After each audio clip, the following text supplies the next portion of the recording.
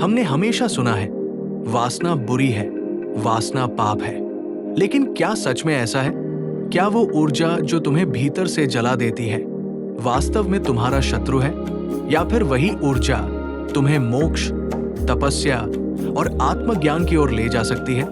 वासना यानी लस्ट, ये सिर्फ शरीर की भूख नहीं है, ये एक ऊर्जा है, एक शक्ति है जो सबसे गहरी इच्छा से पैदा होती है, एकता की, जुड़ाव की, पूर्णता की।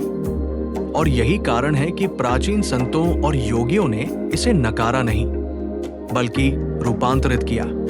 हिंदू धर्म में काम को 4 पुरुषार्थों में गिना गया है: धर्म, अर्थ, काम और मोक्ष। अगर वासना पाप होती तो भगवान शिव को कामदेव को फिर से जीवन क्यों देना पड़ता? वासना आग की तरह है, अगर उसे समझदारी से संभाला जाए तो वो रसोई को गर्म रखती है, लेकिन अगर नियंत्रण खो गया तो वही आग घर जला सकती है। तुम्हारी समस्या वासना नहीं है, समस्या है उसका अनजाना, अनियंत्रित रूप।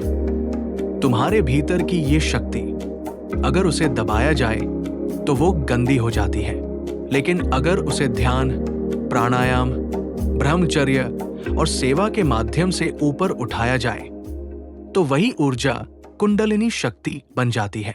स्वामी विवेकानंद ने कहा था, ब्रह्मचर्य ही आत्मबल का स्रोत है। लेकिन ब्रह्मचर्य का अर्थ रिप्रेशन नहीं है, उसका अर्थ है ट्रांसफॉर्मेशन। वासना को दबाना नहीं, उसे ऊपर उठाना, रिफाइन करना, रीडायरेक्ट करना। एक कामी व्यक्ति और एक योगी में फर्क केवल इतना है, कामी उस ऊर्जा को शरीर में नीचे गिरा देता है, योगी उसी ऊर्जा को साध कर सहस्रार तक ले जाता है।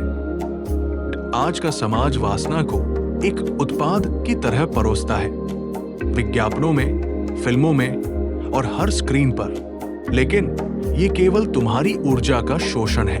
जब तुम अनअवेयर रहते हो तो तुम सिर्फ कंज्यूमर बन जाते हो, लेकिन अगर तुम अवेयर हो गए, अगर तुमने जान लिया कि ये ऊर्जा तुम्हारे ही अंदर है, तो तुम उसे किसी के भी नियंत्रण से बाहर निकाल सकते हो।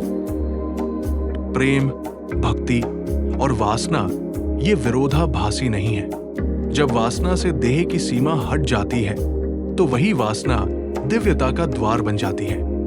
राधा और कृष्ण का मिलन, शिव और शक्ति का संयोग, ये केवल शरीर का नहीं, आत्मा का संगम है। यही है वासना की उच्चतम अवस्था, जहां काम मोक्ष का मार्ग बन जाता है। But lust is not your enemy. It is your untamed divine force. And once mastered, it becomes your path to liberation. तो अगली बार जब तुम्हारे भीतर वासना जगे तो उसे दबाओ मत। उसे देखो, समझो और पूछो, क्या मैं इस ऊर्जा का उपयोग नीचे गिरने में करूं या ऊपर उठने में? तुम्हारे अंदर छुपी हुई शक्ति, उसी को तुमने अब तक दुश्मन समझा है। अब समय आ गया है उस शक्ति को अपना दोस्त बनाकर स्वयं को बदलने का।